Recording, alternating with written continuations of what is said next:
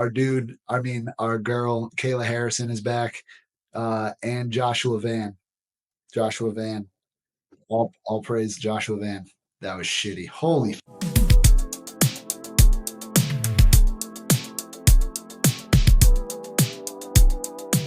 Welcome to another episode of the Fight IQ podcast. Today we are bringing you a full card prediction for UFC 316, Merab Dvalishvili versus Sean O'Malley.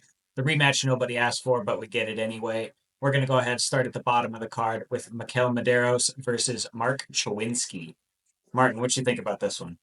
Um, well, we haven't unlocked Mark Troinski as a fighter yet, so I really don't know much about him. I just know that he's 8-0 and he seems to prefer to grapple. He has five Mhm. first round or five submission finishes. Yep. Um, and let's see, Markel Medeiros, he's also pretty unknown to me, so I'm kind of just going to be picking off the vibes here. Markel Medeiros is probably just going to get my pick. I don't know who the shark is, but maybe we'll all find out on Saturday night who the shark is, dude. Mark Dude, Schweinsteiger. I think we are going to find out who the shark is. I actually am going to pick Mark Chowinski for this one. I was looking at his record. He's 8-0. He's a wrestler by trade originally. Markel Medeiros isn't bad. He took Austin Hubbard to a split decision win, which for me was a little tough. Uh, I like the debut guy here. Mark Chowinski's getting it done. Man, I'm doing the same thing as Martin. I'm just going off the vibes here. Okay. Um, Honestly, man, it is getting hard to kind of put my word behind the American wrestlers nowadays coming into MMA. Like I used to think it was super helpful, but like if I see a debuting guy against Mark Medeiros who has a win over Austin Hubbard, who has a ton Good of win. experience, Good win. who has pretty good wrestling. Yeah, I'm picking it over a debuting guy who seemingly only has some grappling to his arsenal. Fair. Yeah. Yeah, can't blame you there. Moving up the card, we've got Quillen Salkild versus Yanal Ashmouz. Um, I think I got to go with Quillen on this one. He's had a lot of great performances. Obviously, has that great win over Anshul. Still early in his career. He's a big favorite on this card, so I'm kind of excited to see how he does. And I hope he can kind of keep the momentum that we've seen from him on the Contender Series and now in the UFC. Um, yeah, man, I'm actually gonna go with Yanal Ashmuz. I see a lot of people picking Quinlan Salkild, Hmm. and that is a very solid pick. Honestly, the reason I'm gonna go with Yanal though is because even in that fight against Ansel Jabli, Quinlan was leaving his arms out a lot, and Yeah. leaving his arms outstretched, and very susceptible to getting punched. I just really didn't like his defense. He does that like long guard, but he really didn't have much footwork. And if Anshul Jabli was just any better, I feel like he could have probably cracked him a couple if he Mhm. was a good boxer. Yanal has some power in his hands and he has some pretty decent striking. Just based off what I've seen of that one fight with Quillen and Anshul Jabli, I didn't like what his defensive tendencies were. Maybe Mhm. he has other tricks in his pocket. Maybe he just had no respect for Anshul Jabli. We'll find out. I kind of want to just be a little bit different and pick Yanal Ashmouz. I do like his striking. He's has some heavy hands, and I feel like if you have good crisp boxing, you'll be able to find like a good shot and land on Quillen. Nice. Hmm. Yeah, I'm actually gonna go with Unal Ashmuz actually. I just like what I see from him more. He's got good UFC experience too. Like it may sound like a joke, but I kind of do rate his win over Trevor Peek. Like Fair. you can win a decision over Trevor Peek because that's the type of dude that just like comes forward the entire fight. And if you make it to the end of 3 rounds with Trevor Peek and you won, I'm gonna rate that pretty highly. Also, Sam Patterson, a win over Sam Patterson, who's on a streak right now. A TKO win over him is super impressive. So I'm going with Yanal Ashmus. I think his wins so far in the UFC have meant more than a win over Anshul Jubli. Nice. Fair enough. Next fighter up, we're coming to a featherweight bout here. Jekka Saragi. Oh man, that's a tough one. Versus Yusang Yu. This one I solely picked off of the fact that Jekka has a loss to Anshul Jubli, Hmm. which to me means that I have to go with the Korean here. Yeah, I don't think there's another choice, unfortunately for me.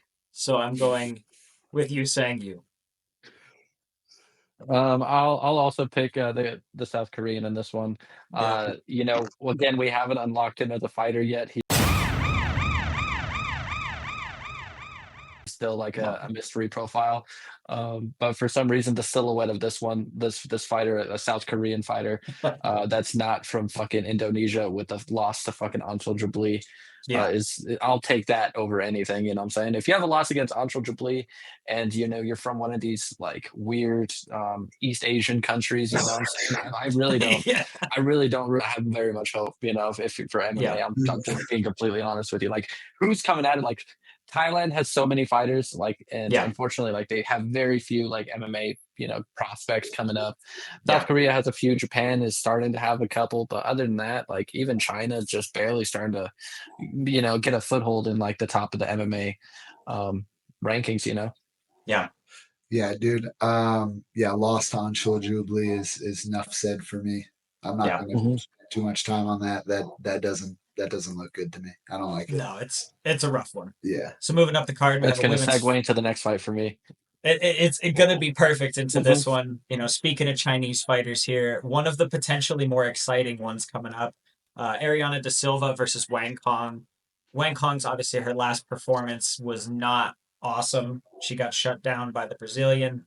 I hope this time she looks a little bit better. I do think against De Silva or Lipsky, she's going to be able to get it done here, and I think probably by KO TKO.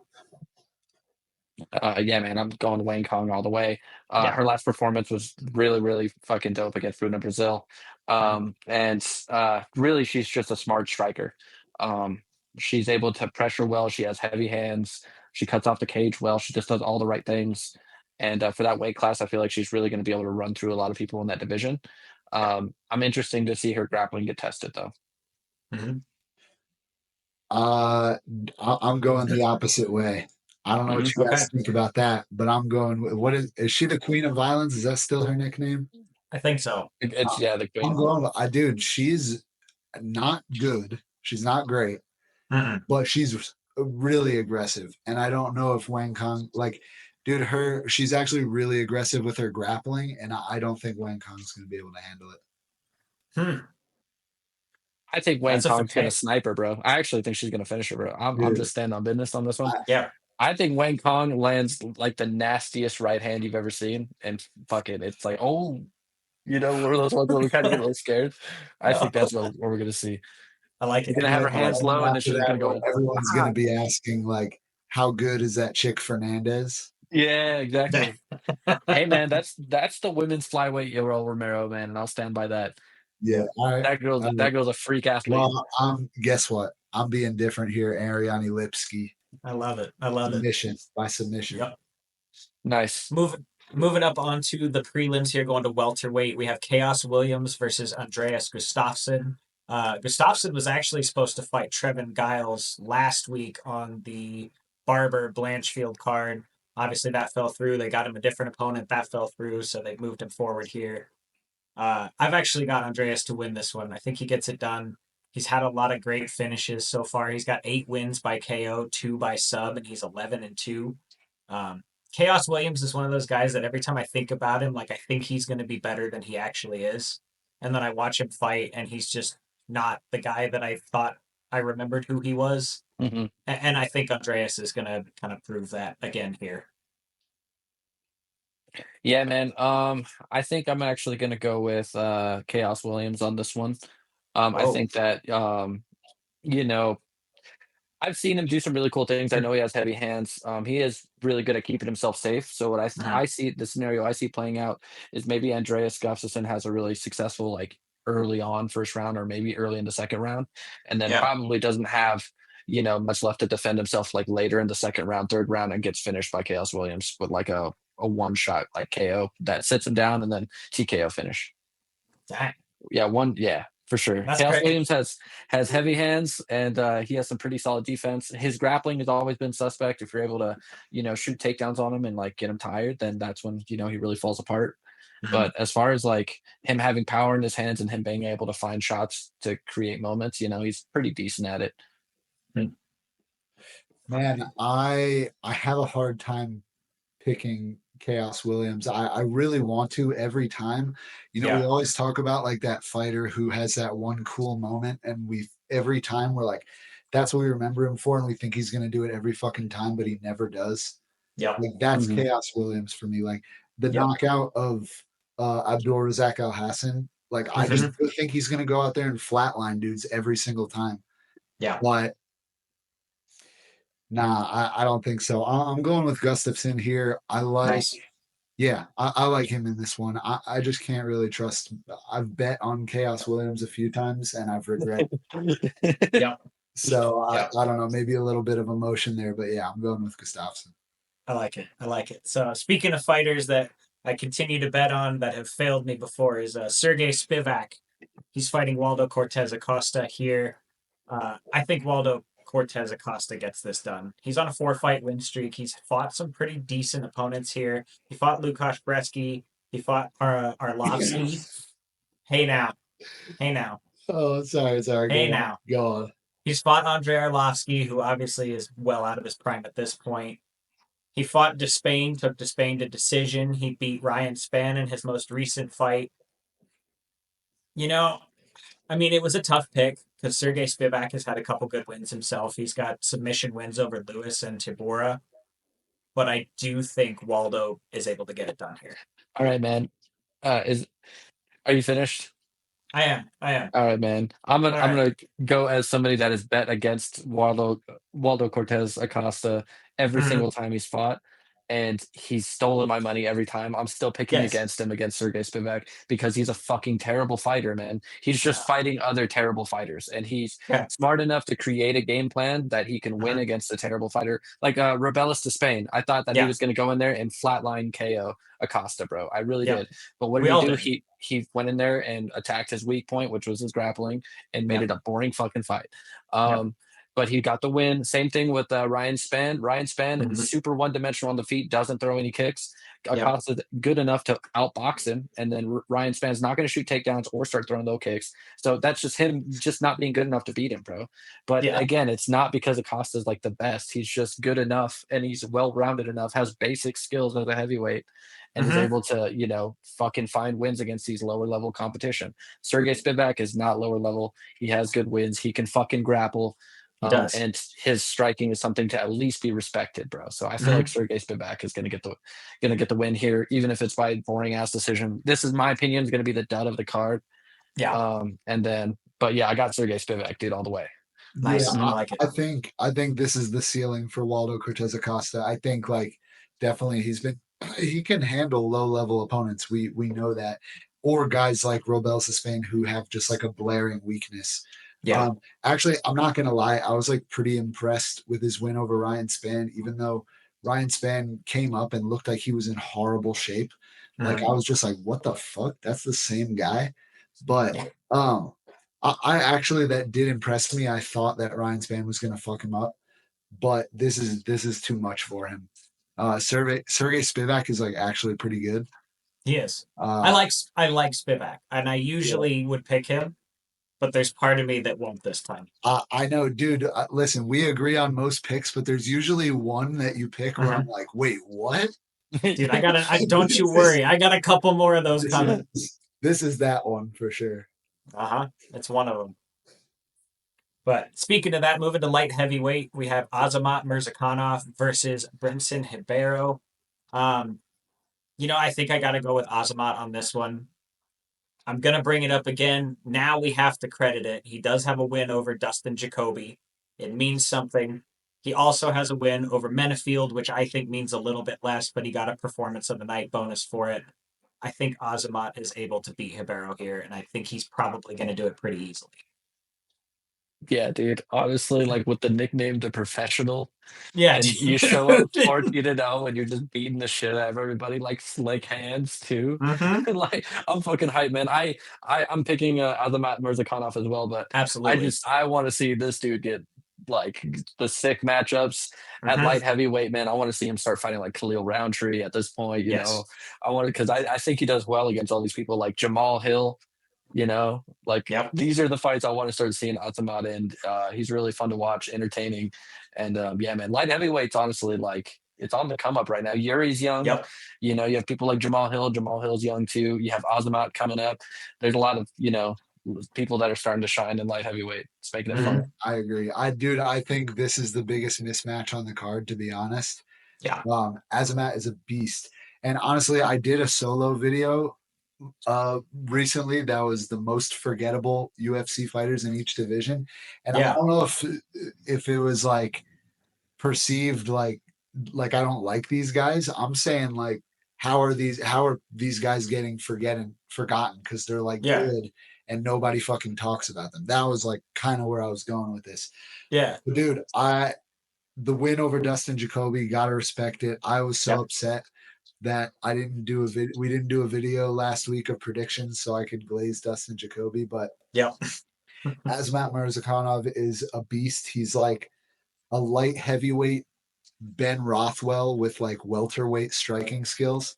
Yeah. It's like insane. The dude is really really skilled. Yeah. But yeah, not only is he going to beat the shit out of Brinson Hibero, but I would like to see him in some big fights after this. I agree. Yep. Yeah, Speaking of big fights, this is probably one of the ones I think we're all most excited for yeah, here. yeah. Feature prelim: Bruno Silva versus Joshua Van. I think early contender for fight of the night here. Joshua Van has been on a tear. He's always exciting to watch. Bruno Silva is obviously not boring himself. That being said, I'm going to stick with my gut on this one, and I'm always going to go with Joshua Van when he's fighting. And I think this is going to be another performance where he really gets to shine, and we get to see that high pressure boxing style that he's come to be pretty famous for and find success with for sure. Yeah, man. I'm also gonna go with Joshua Van. Yep. Bruno Silva really just had no answers for Manel Kape, Yep. like at all. And so I feel like Joshua Van is another fighter that can make somebody look like that, where they just have no Hmm. idea what to do. Um, Defensively, he's not the most sound, but he makes up for that by being in your face, throwing lots of damage. And I feel like he's gonna drop Bruno Silva multiple times. I don't know if he's gonna finish him, but I know for sure he's gonna drop him like at least 3 times. I feel like that's a good bet to make. Yeah. But yeah, I'm going Joshua Van. Hell yeah. Word. I'm going Joshua Van, but I don't think it's going to be like as crazy dominant for Van as a lot of people might think. Yeah, Hmm. Silva definitely did have a lot of trouble with Manel Kape, but it's a completely different style. Like you really have to be able to find Manel Kape, and Joshua Van just kind of comes to you. Yeah. So I don't know. Bruno Silva's good and he's tough as well. Like I don't see Joshua Van knocking him out cold here. Like Mm. maybe if he's put on so much damage by round three, it's like, oh, Bruno Silva can't take much more of this. But I really don't think it's going to be like that. Bruno Silva does have really good striking, and he also his grappling is much better than Joshua Van's if it can get down to the ground. Um, but I don't know. I think Bruno Silva is going to do a lot better than people think. But I think on damage, it's going to be very clear that Joshua Van won. Yeah. Nice. I like it. Yeah. Moving on to the main card, continues to be a great card. I think these actually are all pretty exciting matchups here. Starting out with Vicente Luque versus Kevin Holland. Um, I've been caught with thinking about a fighter from a past experience and then realizing that that's not who they are anymore. And I think unfortunately Vicente Luque is one of those guys that I've had to come to terms with. I just don't know that he's the fighter that he was 6 fights ago. And I think Kevin Holland is one of those guys that's probably still game enough. And, he's not early in his career at this point. I know we've talked about his potential downward trajectory, but we've seen some success with like his last fight against Hermanson. I think Kevin Holland is going to get this one done. I don't know that it's going to be a super exciting fight, but, with both of these fighters being who they are, you can expect it. I just hope we don't get let down with this one. Yeah, I'm gonna be picking Kevin Holland. Nice. I feel like Kevin Holland, where he excels, is going to be a straight punches from range. I feel like Hmm. Vicente Luque is not somebody that's going to like rush to be in your face. Like he likes to play that middle range as well. Like he'll just like kind of march you down. He's not somebody that's going to be urgently trying to like get you against the fence or anything like that. And I feel like Vicente Luque is going to give Kevin Holland the space he needs to hit those like straight punches that are Yeah. going to do a lot of damage. And I actually see Kevin Holland probably even getting a finish off of that. Mhm. I don't think Vicente Luque is going to be good enough to get Kevin Holland to the ground. And I don't think that Vicente Luque is going to really have too much for Kevin Holland on the feet either. Yeah. He does have really, really, really nice left hooks, but lately it's just like that hasn't been what's the most successful thing in the world for him. Yeah. So, just based off recent performances, Kevin Holland coming off that win over Gunnar Nelson, where he looked pretty good. Again, it's just like I feel like Kevin Holland is really tough, really durable, but when he gives up on himself, like you can easily tell in a fight. And I don't feel like Vicente Luque, especially after like him fighting MVP and shit like that, is going to be Mhm. somebody that's going to frustrate Kevin Holland. It's not like Vicente Luque is not going to be hard to hit. He's Yeah. not going to be over here just trying to chain wrestle him. So Kevin Holland's really going to have all the time in the world to, do what he wants to do, which is strike and, just have the fight play out how he wants. Yeah. Yeah, my dude, my heart will always say Vicente Luque, but I Mhm. think in this situation, Kevin Holland is kind of a bad matchup for him. I was trying to think about like a lot of similar matchups that Vicente has had, like to Holland, and I mean like frame wise, like really, there's two guys. Like he knocked out Randy Brown, which was like Mhm. super impressive, and he knocked out Jalen Turner. Hmm. That was like Jalen Turner at the time had was like just came into the UFC, and I think he was trying to fight at welterweight, so maybe he's a little outsized. But man, I don't know if I'm like reminiscing too much. I might change my own mind because Dang. like really the only weird fight that Vicente has ever had was like that Joaquin Buckley fight Mhm. where I was just like, man, that was weird. Like he didn't seem like himself in that fight, and I feel like Kevin Holland does that every other fight. Mhm. So Yeah. I'm like, I don't know, man. One I thing think I too changed what? is that Vicente Luque was getting pieced up by Michael Chiesa, dude, on the feet before he got the submission. Yeah. Oh, dude. Yeah, Mhm. but what if you're just like, if you're Vicente, you're only expecting the grappling. Like, you don't even think Chiesa's going to throw a punch at you. Mm. Because all Chiesa does is just fucking walk forward, take your punches, and then get in on your legs. Like, who would think that Chiesa's actually going to punch you in the face? Yeah. That's Anyway, fair. Vicente Luque, I changed my own mind. Hell Heck yeah, yeah. dude. I like Nice. it. I like Mhm. that a lot. Yeah. Moving up the card to bantamweight here, we have Mario Batista versus Patchy Mix. I'm really excited for this one, boys. I'm really excited for this one. I did a little bit of deep diving. I'll say my pick early, which is Patchy Mix. I think Mario Batista is going to get outclassed here. Patchy Mix is 20-1. He's had a lot of experiences, and I looked into it. Do you know who his one loss is? Huh. Do you know, Martin? It's not Marab, is it? No, it's not. It's much better than that. His one loss in the UFC is the one and only Spaniard Juan Archuleta. Oh, Oh, that's hilarious. shit. That is hilarious, dude. His only loss is to That Juan Well, I know Archuleta. who I'm picking. Yeah. I'm picking So That's an Ryan, easy dude. pick for me. so that's an easy pick. I'm picking Ryan over both of them. No, We heard man. about what happened, Juan. Mario Batista for the win. Easy, Absolutely not. I think easy Patchy pick. Mix is going to submit him Now, here. on the real though, Mario Batista is way fucking stronger. His striking is better. He's got better experience with higher level fighters. I don't think Mario so. Batista. I really don't think so. Mario We're gonna Batista. um, find out, but I do think Patchy Mix is gonna be one of the good ones. I think he's one of the good ones, man. I think Patchy Mix is going to beat Mario Batista as well. Uh-huh. And to say that, he hasn't fought, like they just fought in two different organizations, but they were fighting, like I can't say same caliber of opponents, especially since fucking Batista just fought Jose Aldo. You know what I'm saying? But I feel like Patchy Mix fighting Sergio Pettis, Horiguchi, Mhm. his win over Rufian Stotts was sick to KO there. Yep. These are people that earned their keep in Bellator, and you just ran through them all. I feel Yeah, like Mario Batista is like the perfect entry fight for Patchy Mix. Like that's a I perfect agree. like he's a champ over there. He never lost the belt. He was 21-1. That one loss is terrible. It's aged It's very badly, but brutal. But I just got to say, man, I feel like Patchy Mix is going to be a problem in the bantamweight division, and I feel like, dude, when I saw that he was him and Tatiana Suarez was a thing, I was like, dude, Mario Batista's kind of cooked, bro. I was like, that's actually like a crazy MMA couple, bro. Like, especially, I don't know, Tatiana Suarez, like her wrestling did look like shit against Weili Zhang, but just to have that in your back pocket, you know, it's like, yo, my woman be wrestling, dude. Like, I ain't scared of Mario Batista, you know. They're the same size. Yeah, dude, exactly. So, um, yeah, man, fucking. I think Patchy Mix is going to go out there and he's not going to be able to Yup. just get pressed against the fence.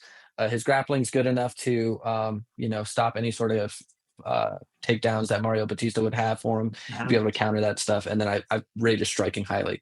The one thing I will say is Batista's fast as fuck, dude. So if he does go in there and he tries to strike and make it entertaining, I feel like it could be an interesting striking match. But I feel like if he goes in there and tries to make it boring, then Patchy Mix is actually going to fuck him up pretty bad. Dude, I think this one's going to turn people around on Mario Batista because I think he didn't really have boring performances before that. I think he just made like he was in there and he was like, "Fuck, what do I have to do to beat Jose Aldo?" I Yeah. fucking hated him for the performance. I wasn't stoked on the performance at all. But Yeah. I think he'll do better this fight, and I think people will be like, Mario's all right. I really don't think so. You know, I can understand where Mario Batista's coming from, right? It's a decently high IQ sort of situation where he knew he won the first two and he wanted to make sure that he didn't potentially lose that fight. And I get it, and it was fine, whatever. Yeah, dude, I don't think that's going to happen here. Mario Batista is going to get put to sleep. I think it's going to be rear naked choke or guillotine. I'll put money on it now. He's got like 4 or 5 wins via guillotine. It's something he goes to, and I think anybody trying to shoot a takedown on him is definitely at risk of it. Ooh, that's a solid pick, dude. It's a Heck yeah. solid pick, man. Mhm. It's a solid pick. Nice. Moving up, another super entertaining fight here, one that was supposed to happen a couple weeks ago, but we get it now instead. Kelvin Gastelum versus Joe Pyfer. Big fight. I think Joe Pyfer is going to put Kelvin Gastelum to sleep, man. And I think it's going to probably be first round. I think Joe Pyfer is just that good, and Kelvin Gastelum is not the guy that fought Adesanya anymore. Yeah, dude. I think this fight's gonna be awesome. I'm actually kind Mhm. of like now. I know that it really sucked at the time that we didn't get that fight when we got it, but I feel like Yeah, now the fight's like that much bigger, and I'm that yeah, much more excited, and it's in a much better place. Like now, I feel like it's in a position to really like bring the momentum up right before the women's title fight that's coming up. You know hmm what I'm yeah, saying? So I feel like yeah, like you were saying, I feel like Joe Pyfer is gonna get the KO that we never yeah, get to see on Kelvin Gastelum. I feel like it's going to be like either a hook or he's going to submit him. Like he's going to hit him yeah. with like a big right hook. Or if they're in open stance, I feel like it's going to be like that rear hook. I don't know why I see that landing on Kelvin and then he just gets hmm slumped or a submission. But for some reason, I feel like Piper's just going to be too big. His hands are really heavy, and his grappling is no joke either. Like I genuinely feel like with Sean Brady being in Joe Piper's camp and them training together, especially after that win that Sean Brady has over Kelvin Gastelum, it's actually going to be like a pretty big advantage going into this fight. Yeah. I think this. I'm going to put early nominee for ref cam footage of the year on this one. Same. Ooh, Yep. yeah, body cam footage needs to be on for this one, Body Hmm cam especially footage with for Joe this one, Pyfer. boys. Yeah. Absolutely. But yeah, I'm going with Joe Pyfer. Calvin Gastelum's way too far past his prime, and Yeah. Joe Pyfer is well rounded. Everybody like people forget that Joe Pyfer actually has really good grappling. Yeah. Like Mhm. I mean, obviously the power people remember. I actually think of him sort of like a Dan Henderson type. Like everyone loves him for his power, but they forget that he could grapple the shit out of people too. Mhm. Uh, yeah, I think it's going to be too much for Kelvin, and I kind of agree with you. I think it probably end in round one. The one thing that really just makes me question this fight for Kelvin is like, yo, how do you go like barely win a fight with Chris Curtis, you know what I'm saying? And then go in there with Oof. Joe Pyfer. Like that's dangerous money you're dealing with. I know, and Yeah. people were like, "Oh, Kelvin's back." It's like, And I'm like, yo, I actually scored that fight for Chris Curtis, yeah, which is Yeah. hilarious. dude, people just wanted Kelvin to get a win so bad. Yeah. They were like, I don't classic Kelvin Gastelum performance, I amazing. don't understand why his best performances are decisions. Like Yeah, his Yeah. KO over Bisping was like 9 years ago, bro. Yeah. although it was so brutal. Yeah, Yeah. that like 2 pull 2 it was, I think. Yeah, hmm Anyway, Joe Pfeiffer. Joe Pfeiffer. Easy money. Easy. Be Joe Pfeiffer. Moving up the card, speaking of easy money here, we have the women's bantamweight title fight, Juliana Pena versus Kayla Harrison.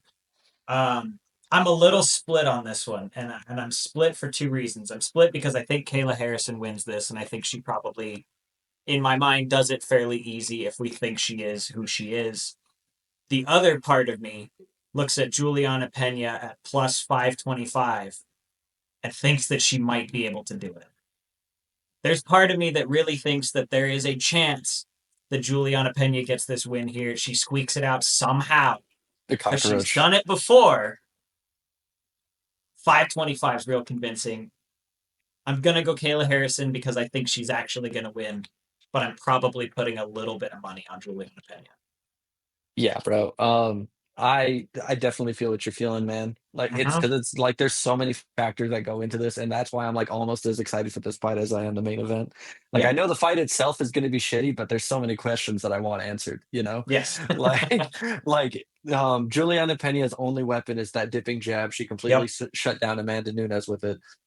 Kayla Harrison and Amanda Nunes trained together. So Mhm. if Kayla Harrison does not have an answer for fucking Juliana Pena's dipping jab, I'm gonna be pissed, bro. But that's something that would totally happen. Yeah. It's like, yo, you knew this was a problem. How have you guys didn't game plan for this at all? But I totally see that being a problem. And Mhm. then same thing with like I feel like Kayla Harrison is so much more skilled in every aspect of MMA than Juliana Pena, but her cardio did not look the best against Caitlin Vieira in her last fight, and especially in Yeah. that third round. And Juliana Pena, bro, she's a fucking roach. She will last. She will last. She won't get finished, bro. If you're just hitting her, you have to, put a deep submission in, Yep. because she's very durable. Her whole forehead's like the size of a fucking basketball, dude, and she's just not going anywhere, man. Amanda Nunes couldn't put her away, so you're Yep. gonna have to submit her. And if not, I really feel like Juliana Pena can squeak rounds 4 and 5, and then Mhm. like one judge will have it fucking skewed, and we're seeing Pena versus fucking Amanda Nunes 3, Yep. and the world is fucked. Yep. Yeah, dude. Actually, my initial prediction is Juliana Pena by robbery decision. Yeah. Mhm. Um, listen, I think Kayla Harrison is going to do enough to win, but I think there's going to be some favoritism and a little bit of like recency bias towards the end because I think Juliana Pena will win the later rounds. Mhm. So I think like that's what the judges will remember, and then Kayla Harrison's going to complain after she thought she won, and Mhm. it's going to be a whole big thing, and we're all going to fucking hate it. I'm already not looking forward to it, but Yeah, I feel like this is gonna be the one where we're looking at the scorecards. It's like, yo, one judge gave Juliana Pena round 2. What the fuck is and this? it was a 10-8. What Yeah, the exactly. fuck? uh, I'm going Kayla Harrison as my pick, but I Nice. wouldn't be surprised if we were all like talking after this about how Juliana Pena fucking got the robbery. Yeah. Just like the last title fight she was in. Yeah, Yep. Yep. It could happen again. yeah. And for the main event, we have the bantamweight title fight: Merab Dvalishvili versus Sean O'Malley 2. Uh, I mean, it's not awesome. We have it right. I don't hate it. I think it'll probably be a fun fight. Does Sean O'Malley win? I think so. I'm gonna say my pick is yes. I think Sean O'Malley wins. I think it's a tough ask though, man. Marab is an interesting guy to fight, and it seems like nobody's really figured it out except for Jose Aldo. But even he didn't win. I like Sean O'Malley here. I think he's gotten a lot more serious this time. I think he's not the stardom guy that he was when he won the title, and maybe he actually focused on trying to get back to it. Um, I like it. I like Sean O'Malley. I think he's a more entertaining fighter for me personally over Marab. I think he's better for the division as far as like eyes on the division and the potential matchups that you could make. But there's a good chance I think Marab wins this one by decision, but I'm going to say Sean O'Malley. That's my pick. I'm also gonna go with Sean O'Malley on this one. Um, some of the things that I'm gonna take into account is I'm gonna believe Sean O'Malley in the sense that he was injured before going into that Morag fight. Yep. Fighters say a lot of things, but if he wasn't able to really grapple and do a lot of stuff in that first fight, I'm seeing him do a lot more grappling now. I'm Yeah. seeing a lot more, footage of him looking really, really fast in training in the Mhm. embedded with him hitting pads and stuff like that. And I feel like, with Merab's style, he doesn't really hunt for submissions. He's really like just all about controlling position. And I feel Mhm. like if you have that sort of style, and you're really trying to make the fight play out for as long as possible, I feel like Sean O'Malley is going to be smart enough to know what what was successful for him in the first fight and bring that earlier in the second fight. And I Mhm. also think he's going to be a lot more aware of what Marab has to bring, and he's going to be able to game plan around it. Yeah. I feel like there's a lot more areas where Sean can do better in the fight than I feel like there's a lot more areas where Marab can do better in the fight. Mhm. You know, the second time around. I, honestly, man, I wouldn't have thought that we were all gonna pick Sean O'Malley here. No shit, huh? Yeah, I, Okay. I'm we going all do Hell hate yeah. Marab. We all do hate Yeah. Marab because he's a yeah, terrible Sean O'Malley fighter. too. Yeah. I think. Listen, like the first fight was relatively close. I mean, I thought Marab clearly won, Yeah. but I think for this one, I think like you said, he's been pretty focused Yeah. in the camp leading up to this fight, and I like his chances in the rematch. I Mhm. think his issue in the first fight was his lack of volume, and Yeah. he didn't really put enough in Marab's face to get that respect. And but at the end of the day, Marab doesn't really hold people down that well. I think Sean might get taken down even a couple more times than he did in the first fight, but only because he's going to be throwing more and putting more damage on Marab.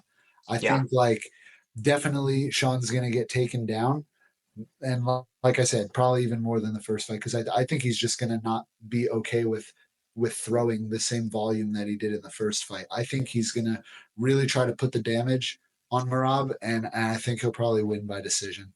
I think Yeah, Nice. it's dude. probably pretty fucking hard to get Marab out of there, but I think he'll put more damage on him in this one than he did in the first one. Yeah. I mean, and especially if we were talking about a hip injury, which is going to severely limit your ability to deal with takedowns, Yeah, it's probably going to deal with his ability to throw kicks as well. And, the potential to get taken down off of a teep is really high with Marab, but I think Sean's really good at keeping that distance. And he's got great knees. We saw it in the Marlon Vera fight. I think if it was anybody but Marlon Vera, he probably would have been out with that knee. I could see Sean potentially working that knee, working that backup right hand that he hit Aljo with. Like he's got a lot of weapons to deal with oncoming fighters. Uh, it's just may have been a situation where he didn't have the ability to kind of fully utilize that. So it'll be interesting to see if that was the problem or if it really was just him not being able to figure out Murat. Yeah, I feel like Marab did two pretty big things that really surprised Sean O'Malley in their fight, and that was the side to side movement. Because normally every other person that Marab fought, he would always run straight towards them, push the Mm-hmm. pace. But in when he fought Sean O'Malley, what did he do? He moved side to side and Yeah. waited for O'Malley to come in on him, use that and cut the cage. And then he would wait until like the last 2 minutes, and then that's when he would start initiating the grappling. So Marab is really strategic about when he chooses to, shoot implemented grappling and stuff like that to win Yeah. rounds. But I feel like Sean O'Malley, like they were the ones that actually brought that up, is they noticed that he would really will let the first 2 minutes of the round get cooked, and then towards the last 2 minutes, that's when he would start initiating the grappling to win out the rest of the round because he ends it on top. So, but they're already picking up on stuff like that, and this was like a Yeah. couple weeks after that fight. They're going to have plans for it. I feel like Sean O'Malley and Tim Welch, they're really cerebral when it comes to fighting. Yep. So I feel like these aren't some people that are just going to, take a fight like this and not learn any lessons from it. Yeah. I feel like they take this loss very seriously, and they got back in the lab, and I feel like they just shut all the distractions coming into their life, out. Yep. And then I feel like they're gonna, come in here and get the W. I feel like a KO might even happen, like the I one think he so caught too. Aljo with. Yep. Like, yeah, Yep. man, that would be crazy to see. I mean, Marab is like extremely tough to finish. I think was Ricky Simone the only did he finish him? choked him. He choked him He out. took him out? Dude, I don't know if Marab can be knocked out. He was wobbled by Marlon. Mm-hmm. Yeah, yeah. And I feel like there was another fighter that I remember rocking him pretty bad. But other Mm-hmm. than that, like I feel like it's gonna be like a front kick up the middle, a big knee. I don't think it's gonna Yeah. be by punches. I think it's gonna be Sean O'Malley maybe doing the teep to the body like early in the fight and then switching Yep. it up to the front kick to the face. When he starts to Um, try and grab the leg for like a mhm. single leg. Mhm. Or just like an intercepting knee. I'd personally be surprised. I would think he would want to more hit him with like knees or uppercuts or something because Yeah. generally, like Marab has a good opportunity to catch him by the ankle if he's doing a teep or something, and then Mhm. he can like kind of climb him to the body lock. I think like I do agree like that would be a solid move for Sean, but I just don't. It's pretty risky.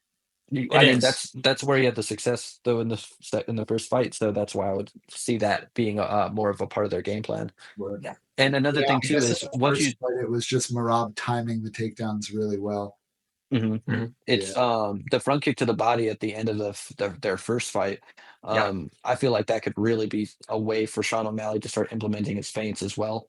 yeah, You start feinting that front kick, now he's reaching for air, he's dropping his hands away from his face, that's when you start Yep. landing the punches. yeah. Sean O'Malley is somebody that is known to do stuff like that.